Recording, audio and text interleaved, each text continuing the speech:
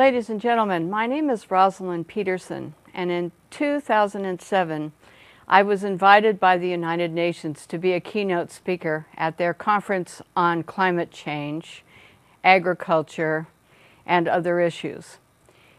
I hope that you will enjoy the presentation you're about to see, because part of it is my presentation at the United Nations, and you're going to see a segment of this presentation. I talked about geoengineering, weather modification, man-made clouds, and I also spoke about atmospheric heating and testing programs that all are having an impact on agriculture and our local and weather conditions, and also the weather conditions around the world. We are modifying our weather in many, many ways, and this conference about climate change has to take into account that we have aviation-induced weather modification as well as weather modification programs that are ongoing, 66 in the United States at this time, and hundreds in other countries as well. Each of these weather modification programs and experiments changes the global climate as well as local weather conditions. Geoengineering, solar radiation management, has to do with putting particles and chemicals into the atmosphere in order to reduce the amount of direct sunlight reaching the Earth. Under solar radiation management, the production of man-made clouds by aviation, and a lot of military jets in particular, has begun to change our local climate, our local weather, and it has begun to make a direct impact on the amount of direct sunlight reaching the Earth.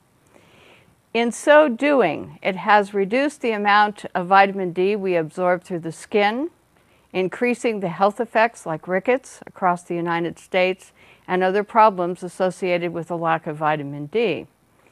In addition, we have dropped the amount of photosynthesis available to trees and plants to produce our crops and to grow healthy and strong. With this reduction in photosynthesis, we are imperiling our agriculture crop production, and there have been a number of studies which show that the increasing cloud cover produced by aviation is definitely lowering crop production. And so we have to look at these issues before we look at other efforts to mitigate climate change. The water vapor that man-made aviation produces actually traps heat, and in Alaska it is responsible for some of the warming that is occurring there and the melting at this time. We have to examine these issues as well. My speech covers geoengineering and the man-made cloud cover that we're seeing in the skies on an almost daily basis in not only California, but across the United States.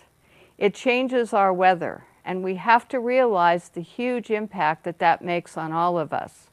Some of the programs are rocket-produced, where rocket chemicals are released deliberately, like aluminum oxide by the U.S. Navy and NASA, to put up a cloud cover of particles, aluminum oxide particles, in order for them to conduct tests and experiments.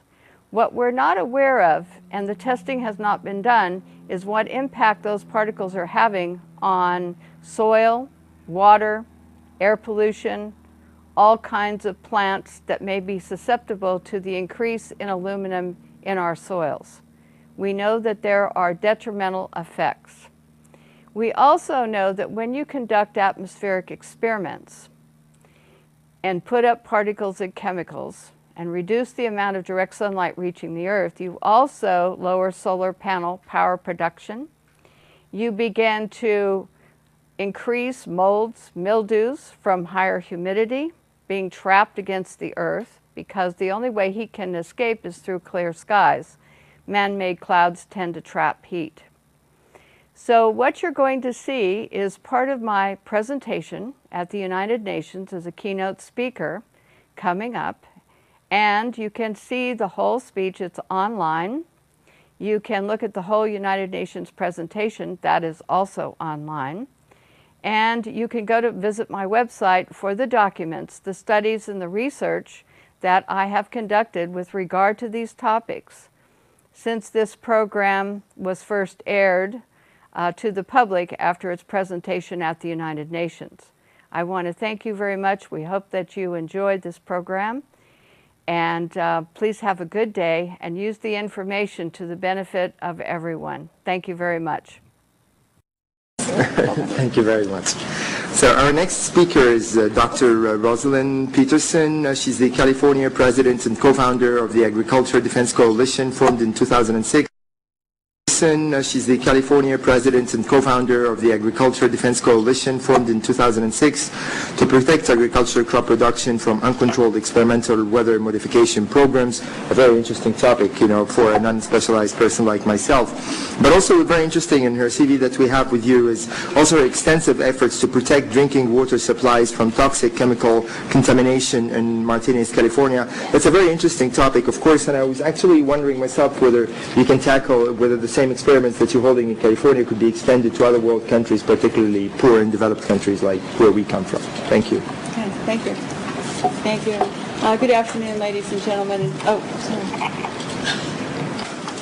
Good afternoon, ladies and gentlemen, Mr. Chairman. It is a pleasure to be here to speak with all of you today. One of the things that I would like to say is that we are in a global drumbeat right at the moment talking about climate change and global warming.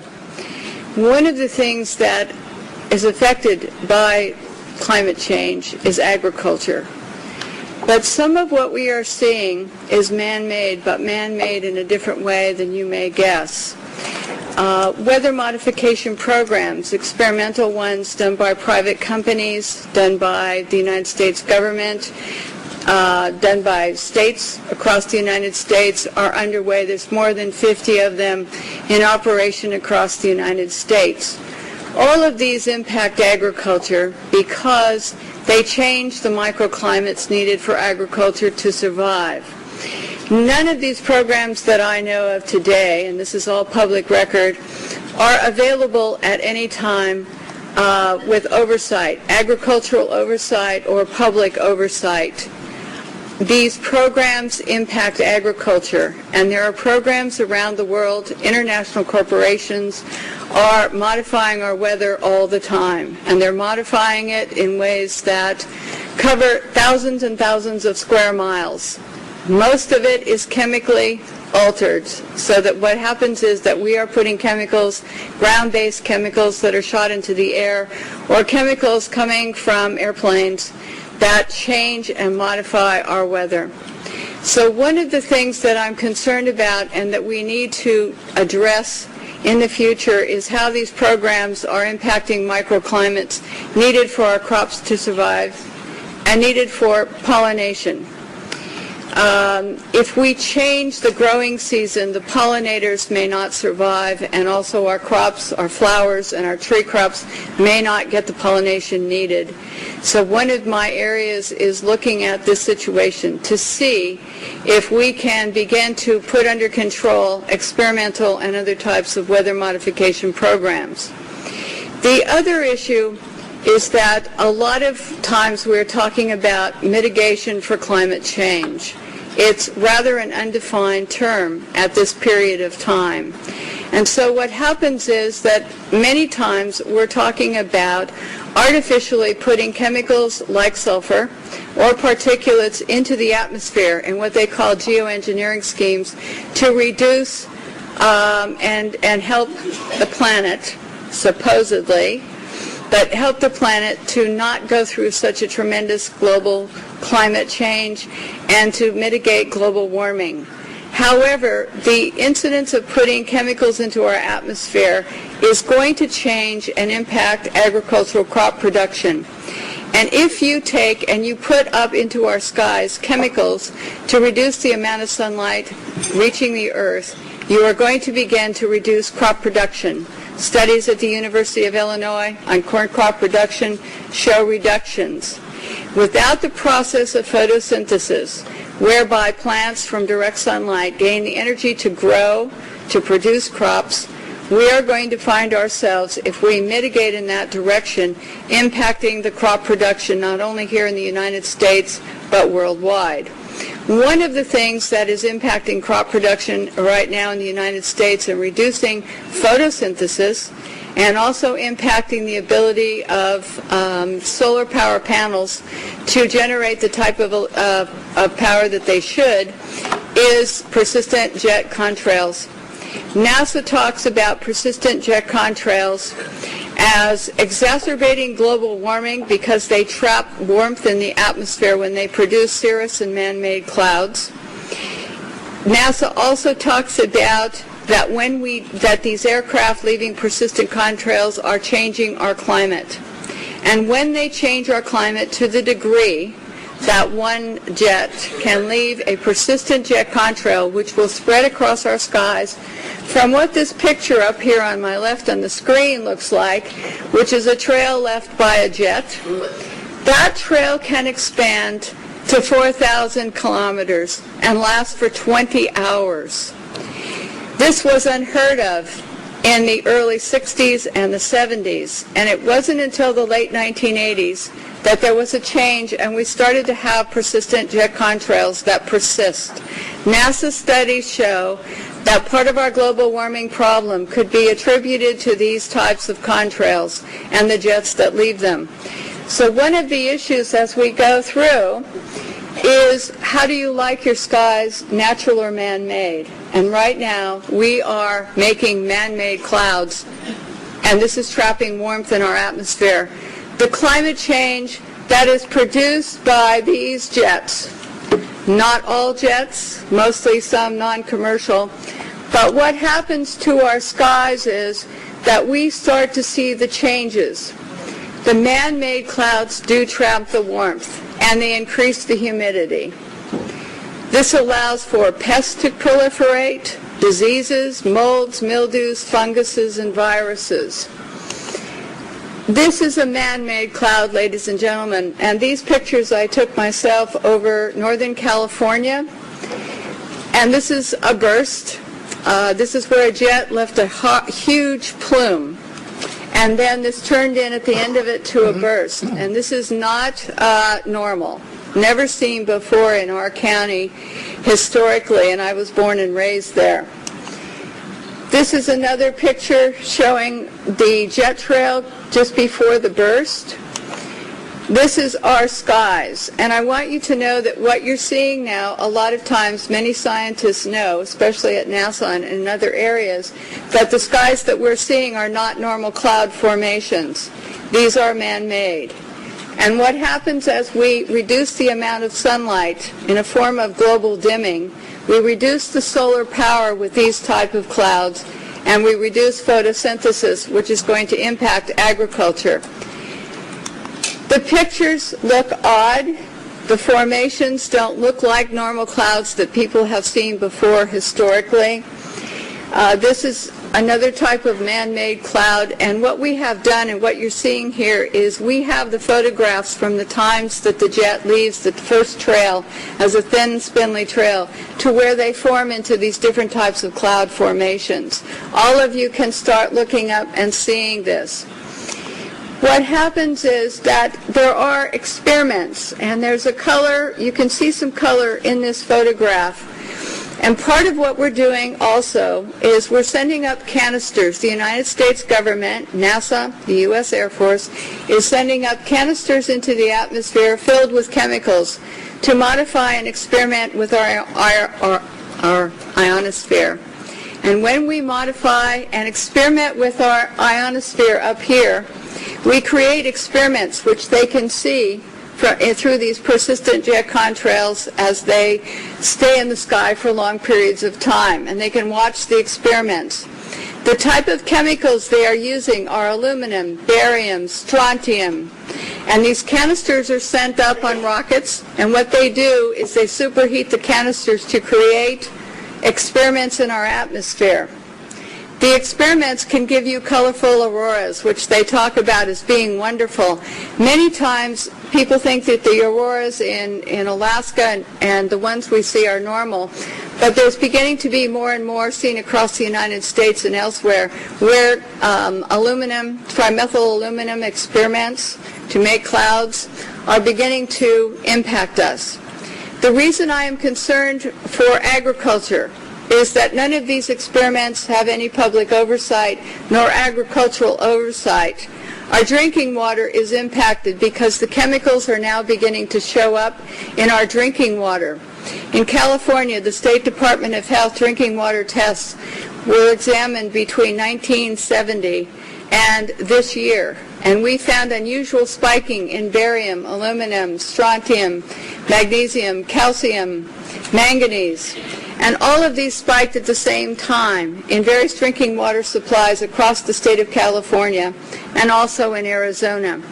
So what's happening with these atmospheric tests is that aluminum, as one example, gets into, with increased pollution and acid rain, gets into the root systems of our crop trees and our trees, and it looks like the trees are dying of drought.